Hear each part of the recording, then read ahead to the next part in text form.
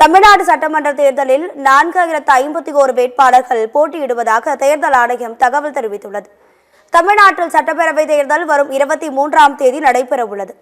234 தொகுதிகளுக்கான வேட்புமனு தாக்கல் மார்ச் 30ஆம் தேதி தொடங்கி ஏப்ரல் 6ஆம் தேதி வரை நடைபெற்றது.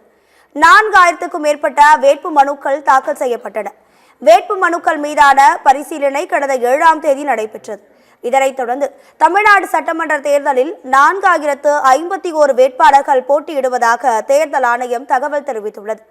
சென்னை மாவட்டத்தில் உள்ள 16 தொகுதிகளிலும் 419 பேர் போட்டியிடுவதாக தேர்தல் ஆணையம் தெரிவித்துள்ளது. சேலம் மாவட்டத்தில் உள்ள 11 தொகுதிகளிலும் 193 பேர் போட்டியிட உள்ளனர்.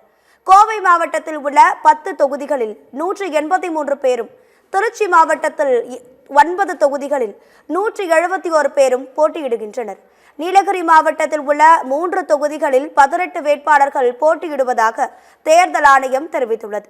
அதிகபட்சமாக கரூரில் 79 பேரும், குறைந்தபட்சமாக அம்பாசமுத்திரத்தில் 5 பேரும் போட்டியிடுவதாக தேர்தல் ஆணையம் அறிவித்துள்ளது.